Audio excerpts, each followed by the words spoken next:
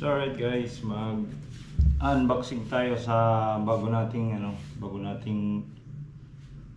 rod na dumating galing kay Sir Kenny sa Kenny's Tackle Shop. So ayan bali di ko pa alam kung anong brand ang nasa loob nito, pero ang pagkakalam ko ano lang to, medium heavy na rod, pang medium heavy natin. So dahil wala tayong ginagamit ngayon na setup na medium heavy ngayon, may test na tayo. Kasi puro heavy setup yung ginagamit natin na mga rods at mga reels. Ito naman pang medium lang to, so buksan natin. Baka muna tayo ng cutter.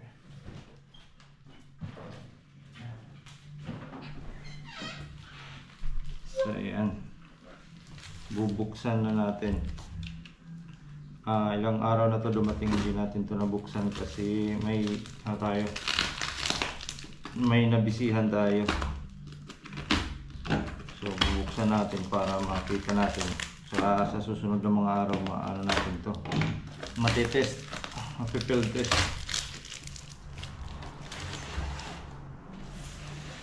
Yun, Crony. Ito yung Crony na brand. So yun, binabahayan na ng langgam kasi ilang araw na yan, dami. Ilang araw na standby ito kasi sa totoo lang nasa nasa hospital tayo, hindi pa nga kami nakakalabas. Umuwi lang ako ngayon dahil may kinuha ako, tapos nakita ko tong package na to. Kasi andun kasi yung anak ko ngayon sa hospital na admit. So yan, balik naman tayo sa rod na to. Yan ito ay Crony. Crony Weapons 4. So ang niya ay 902H. Pero lang to, hanggang 70 grams lang yung casting weight nito. So ayan, buksan natin kung ano itsura. Parang may bumubukol. Uy, parang may lure. Ayun, may kasama pang lure. Okay, balik ito.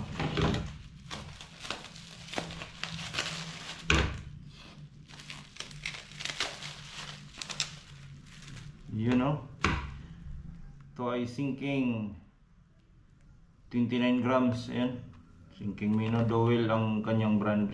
Ayan, Duel. So titest din natin to pag mag fishing tayo. So 29 grams, sakto lang to. So yan, ito yung niya, papel. Yun,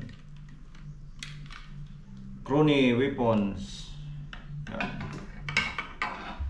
Bali ang niya, ang lure max niya ay hanggang 70 grams.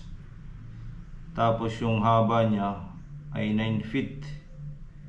So okay na din pang pang long cast. So yan po. Ganda ng design. So tamang-tama lang to pag nabakante tayo ngayong linggo. I-field test natin agad to para masubukan natin. So ayan yung niya. Ito yung specs niya. Fast action, tapos 9 feet. Tapos yung lure niya ay 10 to 70 grams. Yung line naman niya ay PE2 to 4. So tamang-tama lang to sa natin, sa reel natin na 4000 series. Meron akong hindi ko nagagamit dahil wala akong ipapares na rod. So tama to na may pinapill test sa atin si Sir Kenny. So napakakinis, napakaganda. Yun, ayos. Sana makahuli agad to ng GT. So ito yung gagamitin natin na reel.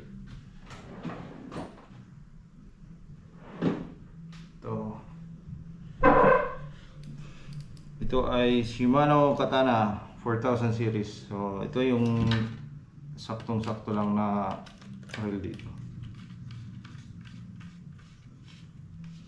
Yan, puging-pugi Hindi kasi ito masyadong gamit na reel. So ngayon bababad na to. Dahil may pares na siya na rod. Kasi bihira ko lang ito magamit. Nagamit ko lang ito sa pag light jigging. Kasi may rod din ako na pan light jigging. Pero sa casting wala akong rod na naipapares dito. Kaya ngayon to saktong sakto. Okay. So ayan. So maraming salamat nga pala no, sa Kenny's Tackle Shop, lalong lalo na kay Sir Kenny sa walang sawang pagsuporta sa atin.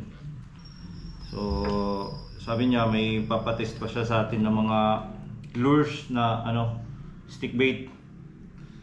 Ewan ko lang kung anong brand, pero sige, pag dumating yun titest natin, baka makahabol pa sa season ng GT. Kasi pag buwan na ng May hanggang June, medyo mahirap na mahirap na yung makahuli. Bihira na lang makahuli ng GT kasi pababa na yung alon, marami nang maninisid sa mga spot, kaya medyo bulabog na. Babalik lang yan ng mga GT kapag malalaki na yung alon. So ngayon, habang malalaki pa yung alon na wala pa masyado nakakapag spear fishing doon sa mga spot, susulitin natin. Kasi pag meron na, hindi na tayo makakapag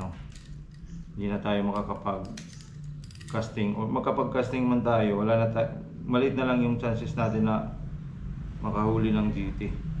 So yeah. So thank you guys for watching. Update kayo kapag nakahuli to.